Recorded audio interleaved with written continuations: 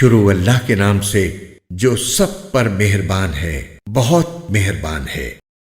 قسم ہے فجر کے وقت کی اور 10 راتوں کی اور جفت کی اور طاق کی اور رات کی جب وہ چل کھڑی ہو کہ آخرت میں جزا و سزا ضرور ہوگی۔ ایک عقل والے کو یقین دلانے کے لیے یہ قسمیں کافی ہیں کہ نہیں؟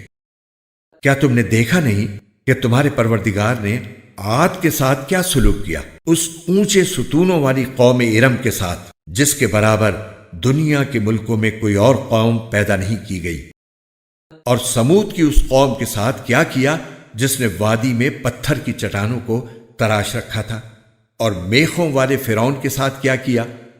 یہ وہ لوگ تھے جنہوں نے دنیا کے ملکوں میں سرکشی اختیار کر لی تھی اور ان میں بہت فساد مچایا تھا۔ چنانچہ تمہارے پروردگار نے ان پر عذاب کا کوڑا برسا دیا۔ یقین رکھو تمہارا پروردگار سب کو نظر میں رکھے ہوئے ہے، لیکن انسان کا حال یہ ہے کہ جب اس کا پروردگار اسے آزماتا ہے اور انعام و اکرام سے نوازتا ہے تو وہ کہتا ہے کہ میرے پروردگار نے میری عزت کی ہے۔ دوسری طرف جب اسے آزماتا ہے اور اس کے رزق میں تنگی کر دیتا ہے تو کہتا ہے کہ میرے پروردگار نے میری توہین کی ہے۔ ہرگز ایسا نہیں چاہیے۔ صرف یہی نہیں بلکہ تم یتیم کی عزت نہیں کرتے، مسکینوں کو کھانا کھلانے کی ایک دوسرے کو ترغیب نہیں دیتے، اور میراث کا مال سمیٹ سمیٹ کر کھا جاتے ہو اور مال سے بے حد محبت کرتے ہو۔ ہرگز ایسا نہیں چاہیے۔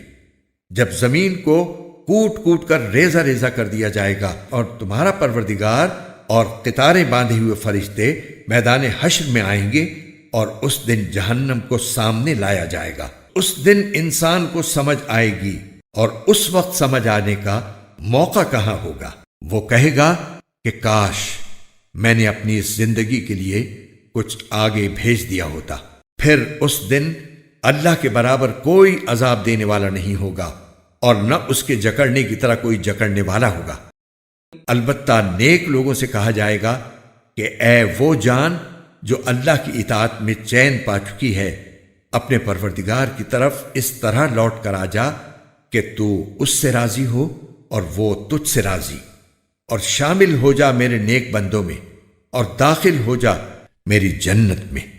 قرآن کے اردو اور ہندی ترجمہ اور تفسیر کے خوبصورت ایمان افروز ویڈیوز کو دیکھنے کے لیے ہمارے چینل قرآن دین اور دنیا ایپ کو لائک، سبسکرائب اور شیئر کیجیے۔ شکریہ۔